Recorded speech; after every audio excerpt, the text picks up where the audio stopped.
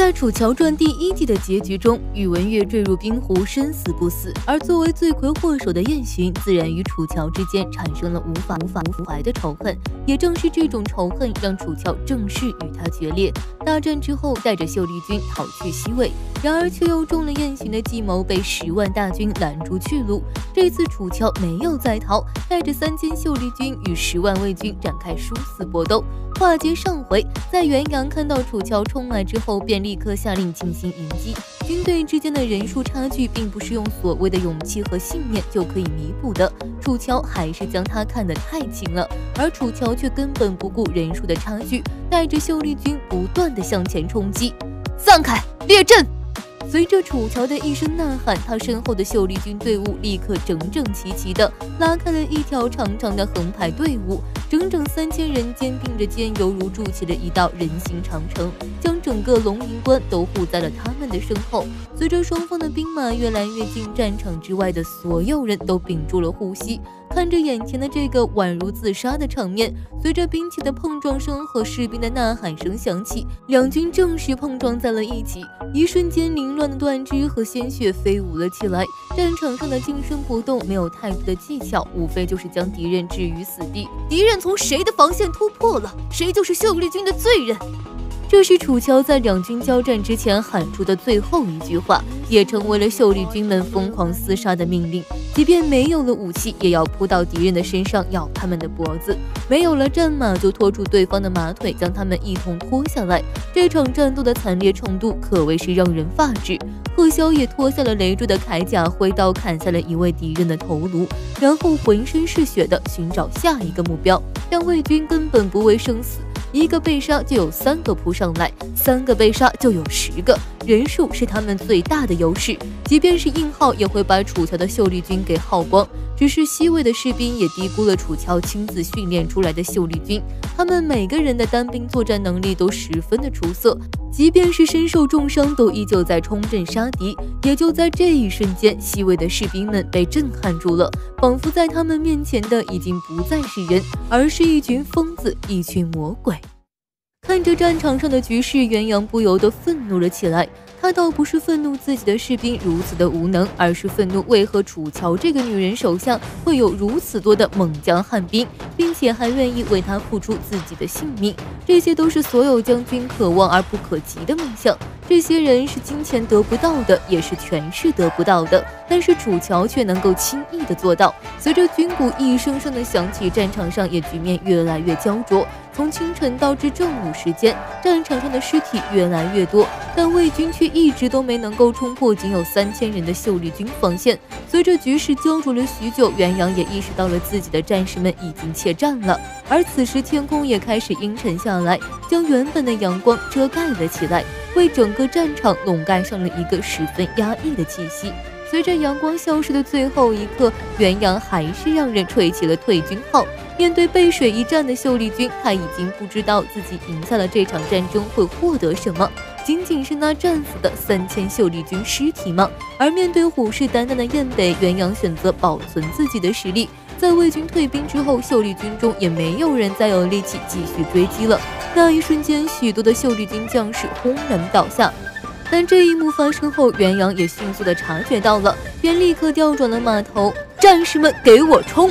西魏军队中的冲锋号再度响起，这无疑是消灭秀丽军千载难逢的好机会，也不会遭遇到之前那么强烈的阻碍。而就在魏军调转身形开始再次向秀丽军的时候，所有人便看到了一幅非常恐怖的画面，那就是原本已经倒下的秀丽军如同从地狱中爬出来的恶魔，再一次站立了起来，拖着残破的身躯和崩坏的战刀，肩并肩地站在了一起，准备再度应敌。在那一刻，整个魏军不由自主地停了下来。我们是不会胜利的。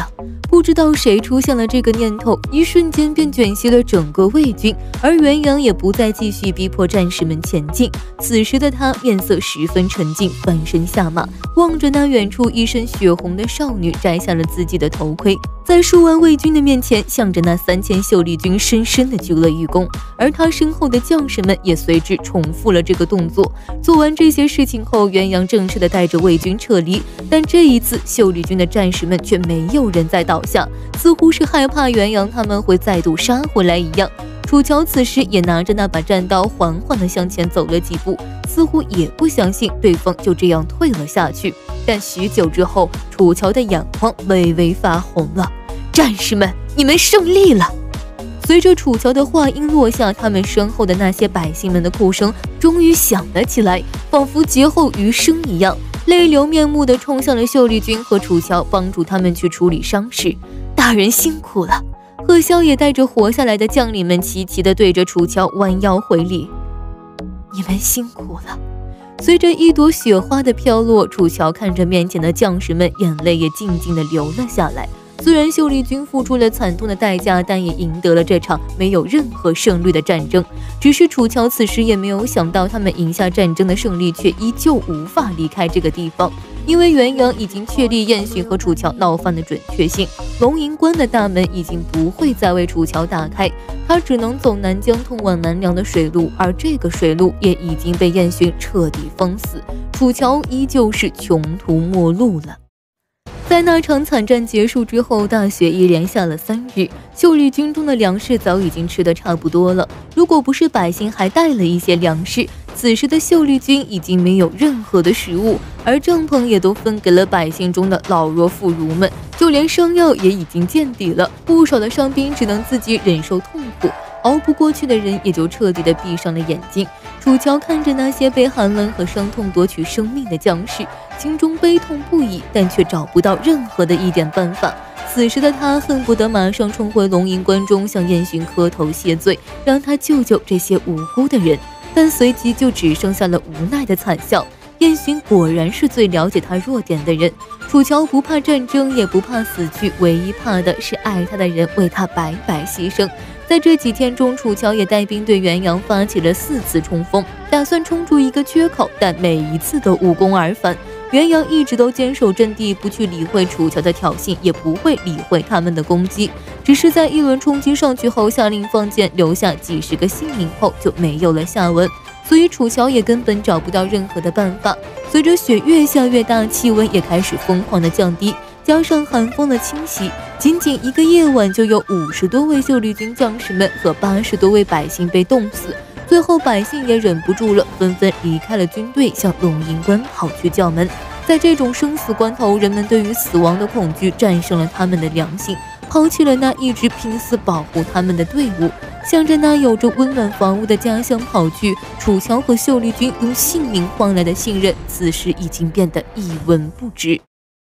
而看着离去的百姓们，秀丽军的将士们也没有任何人阻拦，只是沉默地看着那群痛苦崩溃的人们，让他们自行地选择离去。而此时有一位老人怀中抱着自己的孙子走到了楚乔的面前，此时那个小孩面色已经铁青，如果再不取暖的话，晚上可能就会被冻死。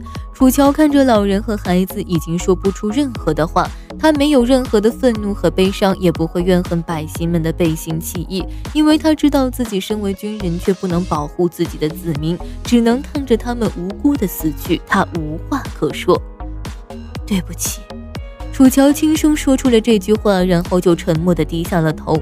此时的龙吟关外，百姓们不断地在拍打着大门，用力地去喊开门，但换来的却只是守城军官的怒斥：不要靠近，退后，退后！但却没有人理会这个军官。百姓们的哭喊声和怒吼声越来越大，就连那些守城将士们也被镇住了。看到这些百姓们，他们更是不知道自己该如何行使作为守军的责任。退后，不然我就下令放箭了！守城的那位将领此时怒吼道，但接下来就被身旁的将士们制止住了，因为这些人只是百姓，并不是敌人。楚大人，赶快回来吧！你不进来，我们是不能开城门的。陛下有令，只要你肯回来，一切既往不咎。一位守军对着远处的楚乔高声喊道，而这句话也成为了百姓们的救命稻草。此时他们纷纷调转方向，再度跑向了秀丽军。大人，回去吧！大人，救救我们吧！随着越来越多的百姓开始哀求楚乔，整个局面也彻底的反转了下来。这些人的生死似乎全在楚乔的一念之间。那么楚乔究竟会如何的选择呢？我们下期再见。